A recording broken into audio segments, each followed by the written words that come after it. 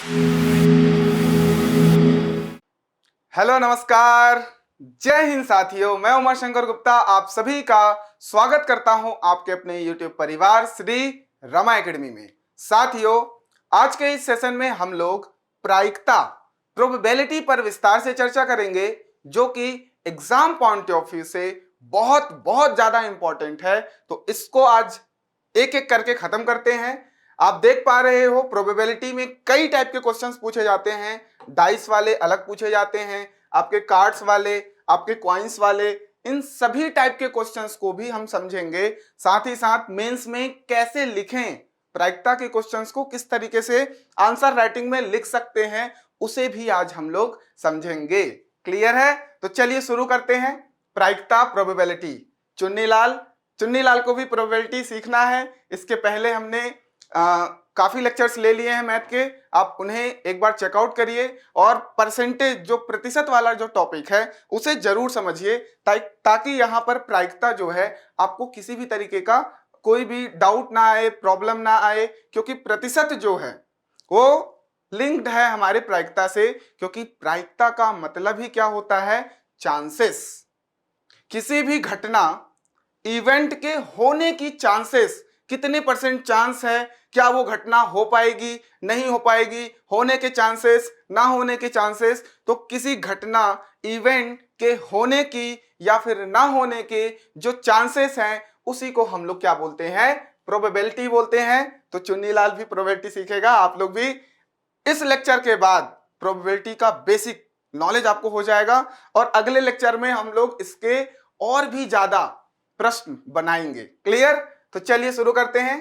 Probability क्या होती है? किसी घटना, इवेंट की प्रायिकता, प्रोबेबिलिटी जो होती है वो क्या होती है? उस घटना के घटित होने की संभावना को बताती है। प्रोबेबिलिटी कितनी है, प्रायिकता कितनी है। तो प्रायिकता क्या है? बेसिकली एक चांस है, एक संभावना है होने की, ना होने की, होने की ना होने की संभावना। जैसे कि इंडिया और इंग्लैंड का मैच होने वाला है, सेमीफाइनल 10 तारीख को। तो अब इसमें दोनों टीमें क्या है? मजबूत हैं। या तो अपनी इंडिया जीतेगी या तो इंग्लैंड जीतेगी। तो इनके जीतने के चांसेस कितने हैं? तो आप बोलोगे सर 50% इंडिया के, 50% इंग्लैंड के। ठीक है, कुछ स्टैटिस्टिक्स देखने के बाद कौन फॉर्म में है, नहीं फॉर्म में है, उस तरीके से परसेंटेज कम ज्यादा कर लेते हैं कि शायद इंडिया ज्यादा मजबूत है। क्लियर है? परंतु ये एक गेम है, तो गेम में कोई भी जीत सकता है जो उस दिन बेटर परफॉर्म करेगा। तो इस तरीके के उदाहरण और भी, जैसे कि अगर आप कोई भी कॉइन को टॉस करते हो, सिक्के को टॉस करते हो, या तो वो हेड आएगा या तो टेल आएगा। तो कितने परसेंट चांस है हेड आने के, कितने परसेंट चांस है टेल आने के, तो इसमें भी हम नहीं जानते हैं। ये सब क्या है? ये सब रैंडमली होने वाली घटनाएं हैं, जिसमें कुछ भी हो सकता है, कुछ भी हो सकता है। तो हम इस कंडीशन में भी बोलेंगे 50% चांस है हेड आने के और 50% चांस है टेल आने के। तो यही प्रायिकता को शो करता है। क्लियर है? अब यहां पर दो तीन चीजें हैं। हमने नाम लिया इवेंट, हमने नाम लिया सैंपल स्पेस। ठीक है, समष्टि जिसे बोलेंगे सैंपल स्पेस, और इवेंट जो कि है हमारी घटना। क्लियर है? इसे हम लोग अभी आगे डिटेल में देखने वाले हैं। तो पहले तो आप प्रायिकता जो प्रोबेबिलिटी का फॉर्मूला क्या होगा उसे समझो। मैंने बोला कि दो कंडीशन होगी हेड या टेल आने की। तो आपके पास कुल परिणाम क्या है? या तो हेड आएगा या तो टेल आएगा। तो कुल परिणामों की संख्या को हमको नीचे रखना है, वो है 2। तो नीचे क्या आ गया? कुल परिणामों की संख्या 2, और ऊपर अनुकूल परिणामों की संख्या, मतलब हेड आने की प्रोबेबिलिटी, वो अनुकूल परिणाम है तो वो हो जाएगा 1। तो 1/2 इसके चांस हो गए। 1/2 को 50% बोलते हैं। यहीं पर अगर हमने डाइस फेंका, डाइस में क्या होगा? यहां पर या तो 1 आएगा या तो 2 आएगा या तो 3 आएगा, पासे को फेंक रहे हैं हम लोग, या तो 4 आएगा, या तो 5, या तो 6। कितने यहां पर घटनाएं हो सकती हैं? टोटल क्या क्या आने के चांसेस हैं सर? टोटल 6 चीजें आ सकती हैं, 1 2 3 4 5 6। तो आप नीचे लिखोगे टोटल इवेंट 6 हो गई। क्लियर है? अब अनुकूल परिस्थिति, अनुकूल घटना क्या है? हम बोलेंगे किसी पासे को फेंकने पर 2 आने की प्रोबेबिलिटी, तो 2 एक नंबर है, एक घटना है, तो हम बोलेंगे 1/6। ये फॉर्मूला क्लियर हो गया आपको? अनुकूल परिणामों की संख्या अपॉन कुल परिणामों की संख्या, यह बताता है प्रोबेबिलिटी ऑफ एन इवेंट। किसी इवेंट, किसी घटना के होने की प्रायिकता का फार्मूला क्या हो गया? कुल परिणामों की संख्या NS, ये नंबर ऑफ सैंपल, सैंपल के अंदर कितनी घटनाएं हैं। ठीक, उल्टा हो गया है, यहां पर सैंपल हो जाएगा और यहां पर इवेंट हो जाएगा। ठीक, क्या होगा यहां पर formula? PE probability of event is equal to number of sample space के अंदर जितनी इवेंट हैं और ऊपर नंबर ऑफ इवेंट। क्लियर? जिसके होने की प्रायिकता है। इसे नोट कर लो, आगे बढ़ते हैं। चलिए अब थोड़ा एग्जांपल देखते हैं और उसके बाद फिर बात करेंगे कि क्या सैंपल स्पेस है और क्या इवेंट है, क्या क्या मैं बोल रहा था। पहले एक क्वेश्चन फिर से लगाते हैं कि चुन्नीलाल के द्वारा एक सिक्का उछाला गया, उसके हेड आने की प्रोबेबिलिटी क्या है, प्रायिकता क्या है? तो मैंने आपको क्लियर बताया कि कितनी है, टोटल कितना, 2 इवेंट। ठीक, यह देखो कुल परिणामों की संख्या कितनी, 2, और हमारे आने की क्या प्रोबेबिलिटी, हेड आने की प्रोबेबिलिटी है, मतलब अनुकूल परिणाम की संख्या। क्या परिणाम अनुकूल है? सिर्फ एक। टोटल 2 में से एक आएगा तो 1/2 चांस होगा। लेकिन अगर यही प्रश्न मेंस में आएगा तो आप इसको कैसे लिखोगे? इसे आपको इस तरीके से लिखना है कि सैंपल हमारे पास क्या क्या है, या तो हेड आएगा या तो टेल आएगा, इस तरीके से लिखोगे। ये सैंपल हो गया। ठीक, इसे आप थोड़ा सा यहां पर ध्यान दे दो। ये देखो प्रतिदर्श समष्टि सैंपल स्पेस बोलते हैं, यह भी मैं क्लियर कराऊंगा। देखो S is equal to head या फिर टेल। यहां से फिर आप बोलोगे कि इस सैंपल स्पेस में, इस प्रतिदर्श समष्टि में कितने इवेंट हुए, एक हेड है एक टेल है, तो 2 इवेंट हुए। इस तरीके से आपको मेंस में लिखना पड़ेगा। ठीक है, तो यहां पर इस क्वेश्चन को इस तरीके से सॉल्व करोगे, यहां पर लिखोगे number of sample space is equal to 2, is equal to 2। अब यहां पर इवेंट क्या है?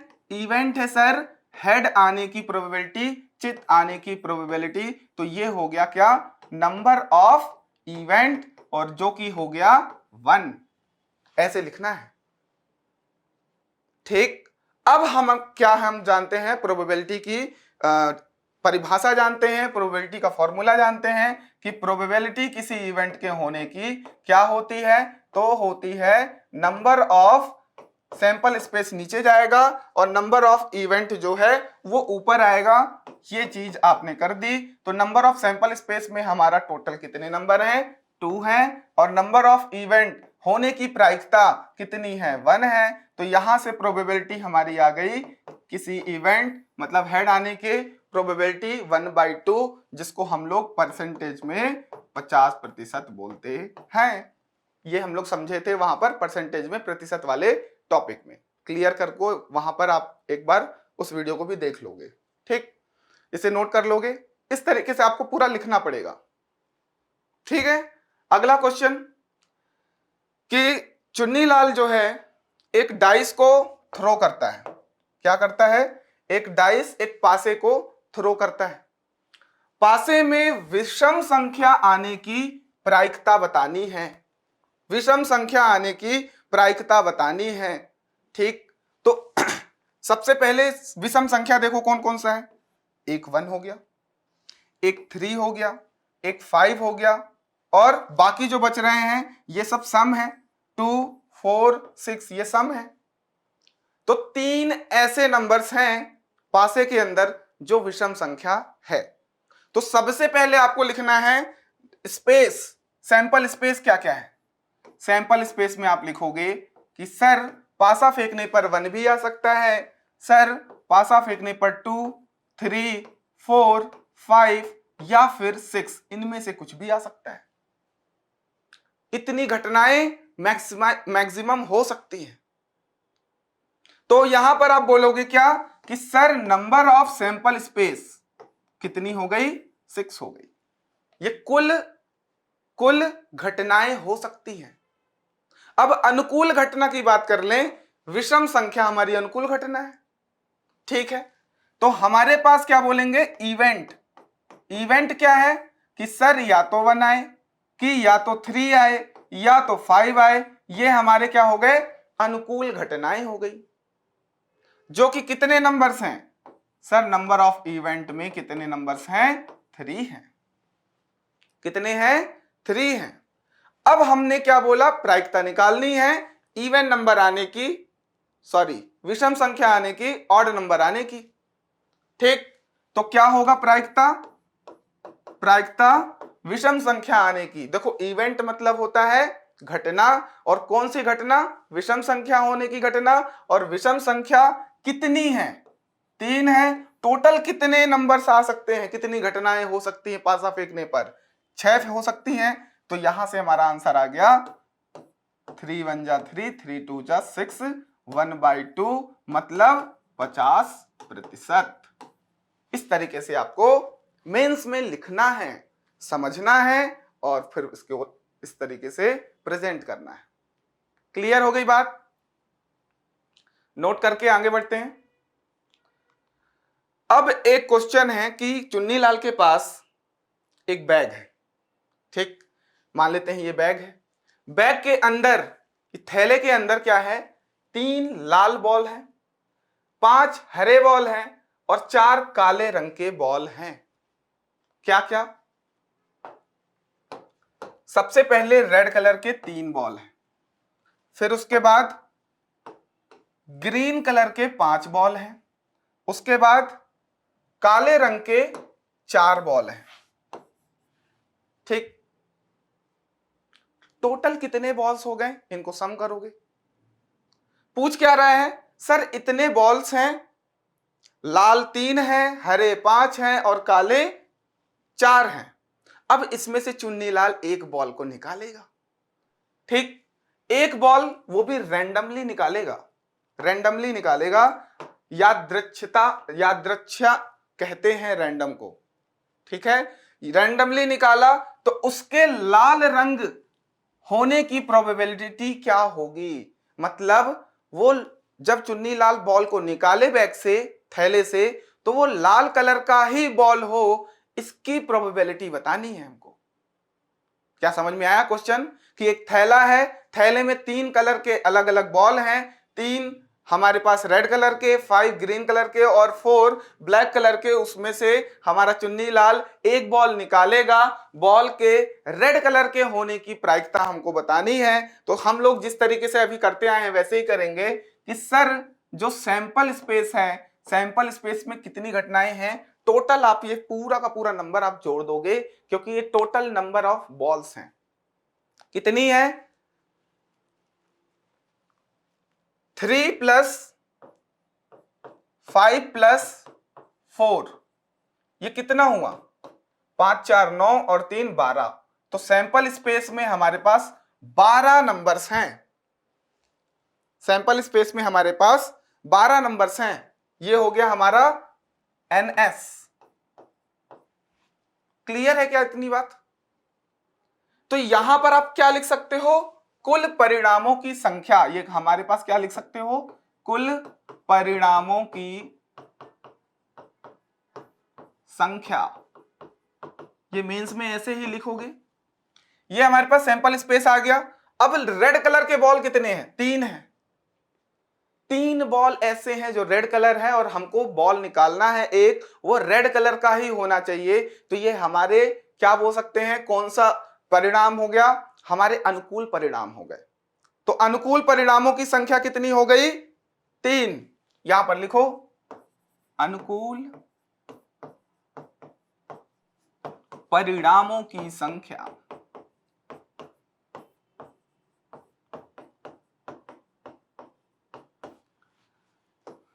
N event is equal to कितना? 3। आई होप क्लियर हो गई बात। ठीक, अब प्रोबेबिलिटी क्या? इवेंट कौन से होने की? रेड कलर बॉल होने की। नीचे लिखेंगे सर टोटल परिणाम कितने हैं? 12। और लाल कलर कितने आ सकते हैं? 3। तो लाल कलर के होने की प्रोबेबिलिटी हो गई सर 3 कम 3, 3 चौके 12, 1/4 मतलब 25%। लिख लोगे जल्दी से?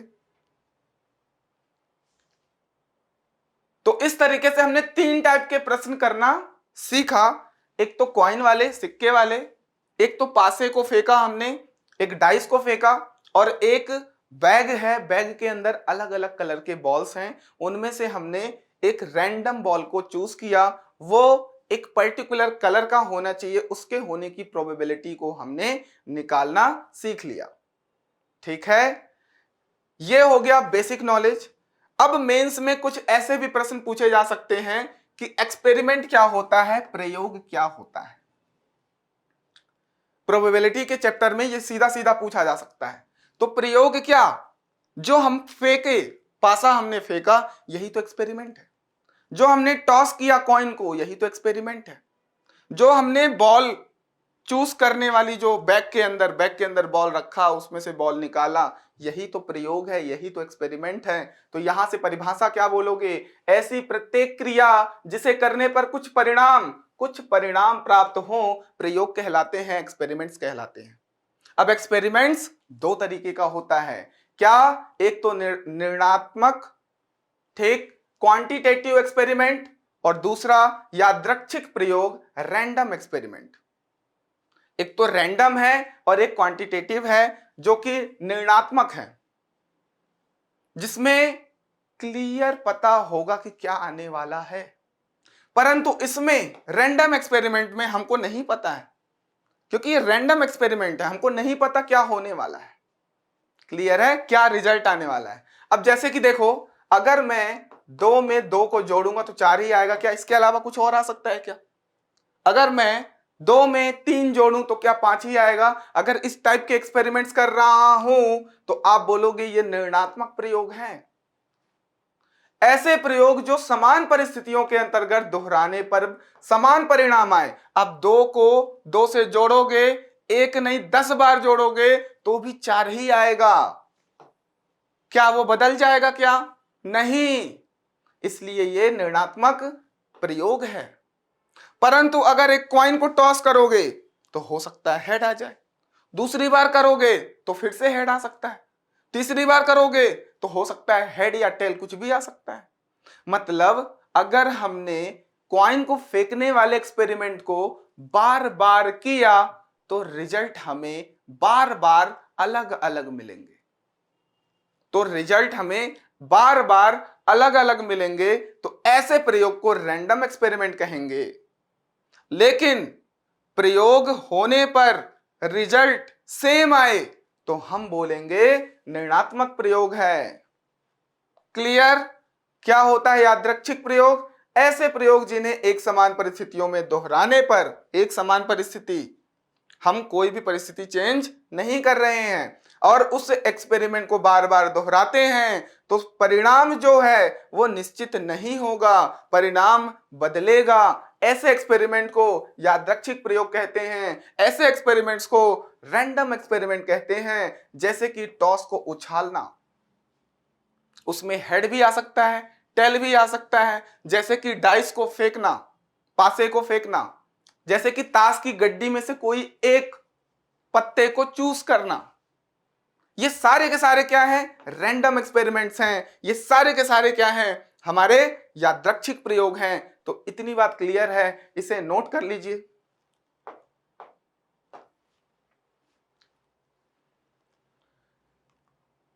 अब बात करते हैं प्रतिदर्श समष्टि की, सैंपल स्पेस की, जिसका हम लोग यूज अभी प्रश्नों में कर रहे थे, क्वेश्चंस के अंदर कर रहे थे कि सैंपल स्पेस क्या होता है। प्रतिदर्श समष्टि क्या होता है, सीधा सीधा 3 मार्कर में पूछा जा सकता है, 5 मार्कर में भी पूछा जा सकता है कि इसको प्रतिदर्श को समष्टि को बताते हुए कोई एग्जाम्पल बता दीजिए। क्लियर है? ये प्रयोग भी आपसे पूछा जा सकता है, यादृच्छिक प्रयोग क्या होता है 3 मार्कर में पूछ देगा, तो आपको ये लिखना है। क्लियर? अब यहां पर बात करते हैं प्रतिदर्श समष्टि। किसी प्रयोग को करने पर प्राप्त हो सकने वाले सभी संभव परिणामों के समुच्चय को प्रतिदर्श समष्टि कहते हैं, सैंपल स्पेस कहते हैं। इसे एस से डिनोट करते हैं। मतलब अगर हम कोई एक्सपेरिमेंट कर रहे हैं तो उस एक्सपेरिमेंट में जितने भी परिणाम आने वाले हैं, जो भी परिणाम हो सकते हैं, उन सब का हमने एक सेट बनाया, एक समुच्चय बनाया, एक सेट बनाया, एक समुच्चय बनाया। उसी को हमने क्या बोला? सैंपल स्पेस बोला। जितनी भी घटनाएं होने वाली हैं एक्सपेरिमेंट के अंतर्गत, उन सभी घटनाओं को एक साथ लिख लिया हमने, उसी को हम क्या बोलेंगे? सैंपल स्पेस बोलेंगे, प्रतिदर्श समष्टि बोलेंगे। उदाहरण देखिए, किसी सिक्के को उछालने पर प्राप्त हो सकने वाले परिणाम या तो हेड होंगे या तो टेल होंगे, तो प्रतिदर्श समष्टि क्या हुई? ऐसे लिखोगे आप, प्रतिदर्श समष्टि को एस से डिनोट करते हैं, तो यहां पर या तो हेड आएगा या तो टेल आएगा। अभी हमने प्रश्नों में देखा, सीखा। तो उसके बाद कुल परिणामों की संख्या ऐसे लिखोगे, एन ये नंबर को शो करता है और उसके अंदर ये एस ये सैंपल स्पेस को शो करता है। तो इसका मतलब हो गया सैंपल स्पेस में कितने नंबर्स हैं? तो सर हेड है और टेल है, 2 नंबर हैं, तो हमने इसे इजीली लिख लिया। ठीक है, तो इसे नोट कर लो, प्रतिदर्श समष्टि क्लियर हो गया। आगे बढ़ते हैं।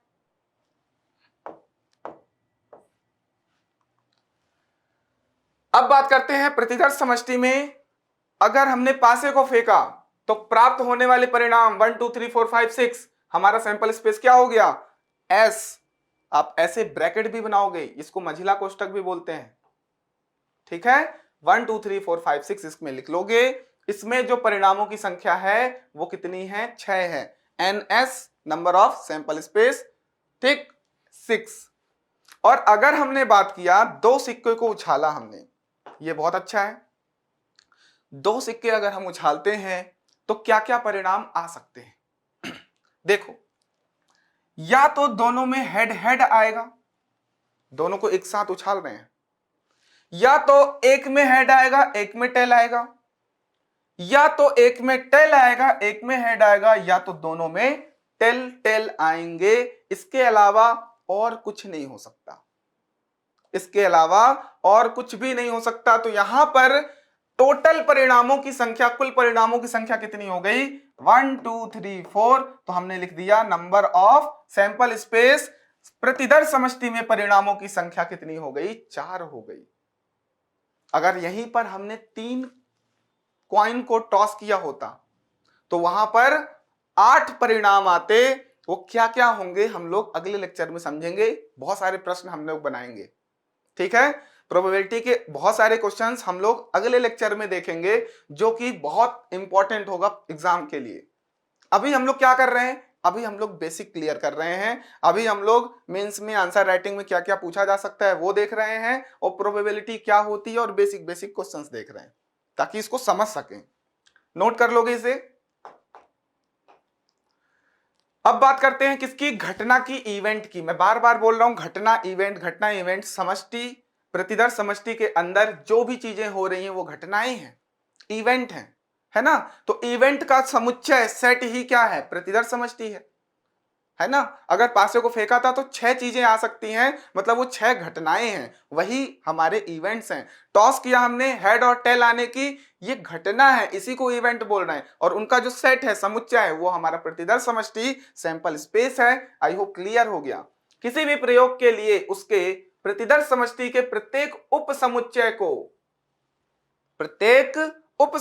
को उसके जितने भी सदस्य हैं उनको एक घटना मानेंगे, एक घटना कहते हैं। इसे ई से निरूपित करते हैं, प्रदर्शित करते हैं। अगर उदाहरण के लिए देखोगे, पासे को फेंकने पर जो 4 का आना एक घटना है, तो आप इवेंट को इस तरीके से डिनोट करते हो कि इवेंट हमारा 4 है। जैसे हमने विषम संख्या आने की जो हमने बात की थी कि विषम संख्या आने की कितनी प्रोबेबिलिटी है, तो वहां पर इवेंट हमने लिखा था या तो 1 आएगा, या तो 3 आएगा, या तो 5 आएगा। तो आपको ये क्लियर समझ में आ गया कि ये सैंपल स्पेस का उप समुच्चय है, सबसेट है।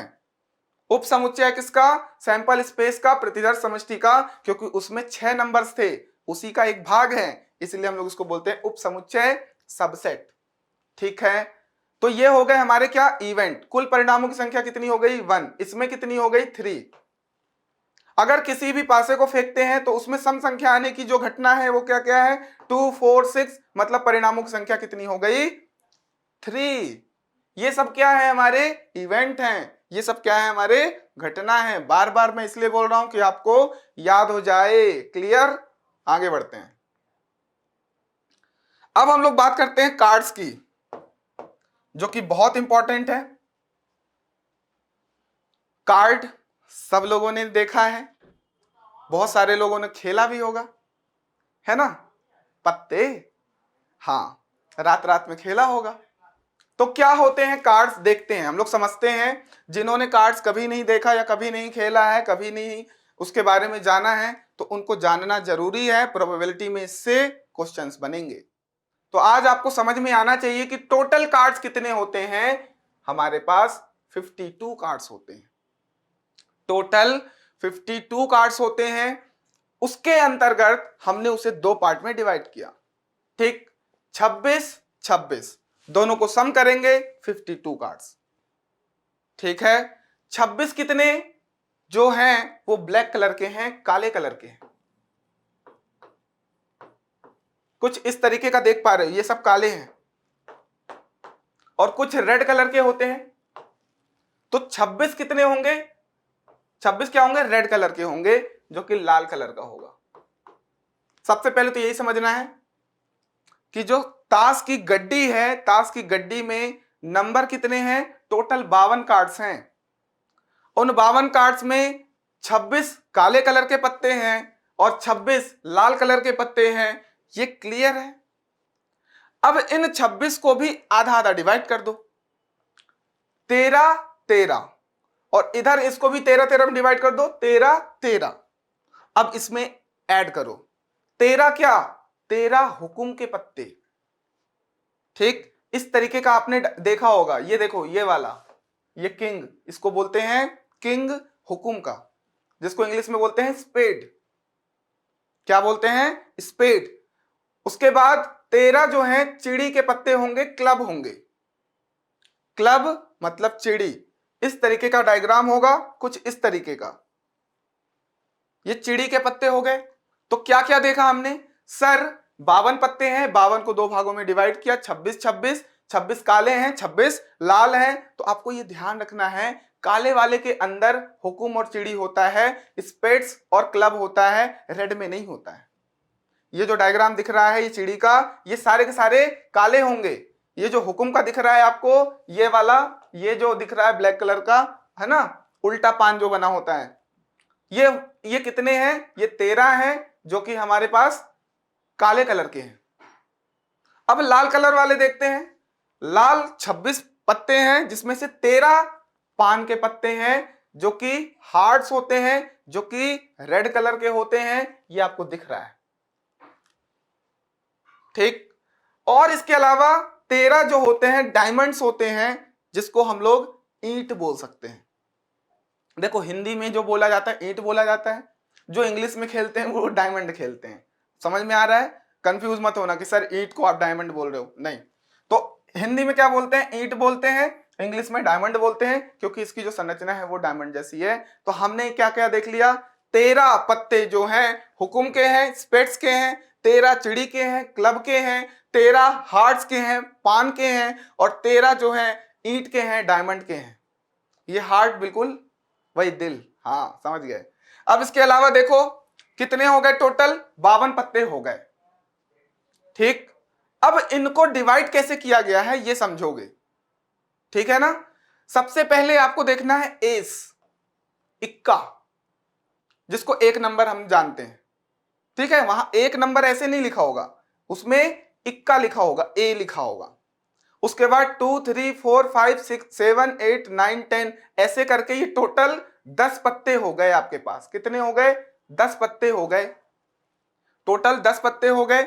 इसके अलावा अभी इसमें कितने हैं? 13 है। मैं 13 को बता रहा हूं, 13 के अंदर ये पत्ते कौन कौन से हैं। टोटल 10 पत्ते हो गए। इसके अलावा 3 और पत्ते होते हैं। एक होता है किंग, एक होता है क्वीन और एक होता है जैक। एक होता है किंग, एक होता है क्वीन, एक होता है जैक। तो अब ये 3 पत्ते ऐड करो 10 पत्तों में, तो टोटल कितने हो गए? 13 पत्ते। कुल 13 पत्ते हो गए हुकुम के, स्पेड्स के। कुल 13 पत्ते हो गए चिड़ी के, क्लब के, और ये यही सारे 13 पत्ते होंगे। कुल पान के पत्ते हो गए 13 हार्ट के, और कुल डायमंड के 13 पत्ते हो गए किसके? ईंट के। अब एक चीज ध्यान रखो, एस इसमें भी है, इसमें भी है, इसमें भी है, इसमें भी है, मतलब 4 एस हो गए। 2 इसमें भी है, इसमें भी है, इसमें भी है, इसमें भी है, मतलब 4 2 हो गए, मतलब 2 नंबर 4 बार आएंगे। ऐसे 3 4 5 6 7 8 9 10 किंग क्वीन जैक भी 4 किंग हैं, 4 क्वीन हैं और 4 जैक हैं। क्या इतनी बात क्लियर है? इसमें भी किंग होगा, इसमें भी किंग होगा, इसमें भी किंग होगा और इसमें भी किंग होगा। इसे आप लोग स्क्रीनशॉट ले लो। आई होप बहुत अच्छे से समझ में आया होगा। मैं भी फोटोज भी दिखाता हूं आपको, कर लो नोट। अब आप देखिए, ये इसका भी स्क्रीनशॉट ले लो। ये इस कलर का रहेगा, रेड कलर का डायमंड। पान जो है ये भी रेड कलर का, हार्ट जो है। फिर क्लब की बात करेंगे, ब्लैक कलर का, और हुकुम भी जो है, स्पेड जो है, ये भी ब्लैक कलर का होगा। इसका भी स्क्रीनशॉट ले लो, क्योंकि इनको ध्यान रखोगे कलर्स को, ठीक? नाम तभी याद होंगे, कुछ आपके पास पिक्स रहती हैं तो वो जल्दी याद होता है ना। जो नए बच्चे उनके लिए खासकर बोल रहा हूं, जो एक्सपर्ट हैं ये सब ताश की गड्डी के खेलने में, ताश के पत्ते खेलने में, उनकी बात कर ही नहीं रहा हूं मैं। चलिए अब ये देखो, ये हमारे पास 4 पत्ते जो मैंने दिखा दिया। एक तो इक्का का है, एस जिसको बोलते हैं, इसको किंग बोलते हैं, इसको क्वीन बोलते हैं और इसको जैक बोलते हैं। कुछ इस तरीके के पत्ते होते हैं, ठीक। इसके अलावा इन पत्तों को देखो, यहां पर ये 2 का है, 3 का है, 4 का है, 5 का है, 6 का, 7 का, 8 का, 9 का, 10 का। एक बार इसलिए दिखा रहा हूं ताकि जिन बच्चों ने नहीं देखा है वो एक बार देख लें अच्छे से, ठीक। अब यहां पर एक चीज मैं आपको ऐड कर रहा हूं कि ये जो किंग क्वीन और जैक हैं, इन पत्तों में आप फेस देख सकते हो कि किंग का, बादशाह का चेहरा है, क्वीन रानी का चेहरा है, यहां जैक का चेहरा है। तो एक प्रश्न बनता है, फेस कार्ड, चेहरे वाले पत्ते के होने की प्रायिकता, फेस कार्ड होने की प्रोबेबिलिटी। तो सबसे पहले आप समझो, ये जो 13 पत्ते हैं इसमें 3 फेस कार्ड हैं। 13 पत्तों में 3 फेस कार्ड, इन 13 में भी 3 फेस कार्ड, इन 13 में भी 3 फेस कार्ड और इसमें भी 3 फेस कार्ड। तो 3 चौको 12, 3 चौके 12 फेस कार्ड हैं टोटल 52 पत्तों में। 52 पत्तों में कितने? 12 फेस कार्ड हैं, चेहरे वाले पत्ते हैं। इक्का चेहरे वाला पत्ता नहीं है और 2 से 10 तक के बीच में कोई भी चेहरे वाला पत्ता नहीं है। तो चेहरे वाले पत्ते फेस कार्ड, किंग है, क्वीन है, जैक है, और इस तरीके से 13 में 3 फेस कार्ड हैं। तो इस तरीके से सभी 13 में से 3-3 को अगर ऐड करोगे तो टोटल 12 फेस कार्ड्स हैं, चेहरे वाले पत्ते हैं। नोट कर लो, ये सब प्रश्न बनेंगे। देखो, ये देखो 4 किंग हो गए, एक तो ईंट का, एक तो हार्ट का, एक तो पान का और एक तो चिड़ी का। इसी तरीके से क्वीन 4 हो गई, 1 2 3 4। इसी तरीके से जैक भी हो गया, 1 2 3 4। तो टोटल 12 फेस कार्ड हो गए हमारे पास। क्लियर है? ये आप देख चुके हो।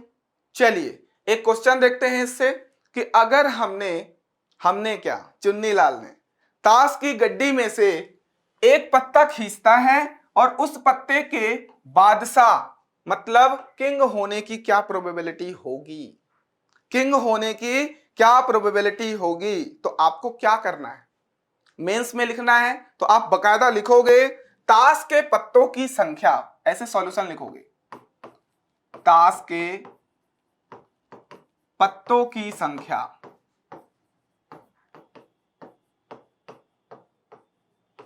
कितनी है, तो आप बोलोगे number of sample space is 52। क्या क्लियर है इतनी बात?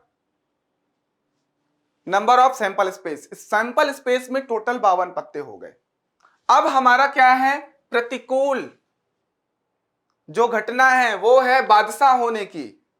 तो ताश के पत्ते में बादशाह होने की संख्या कितनी है, तो आप बोलोगे बादशाह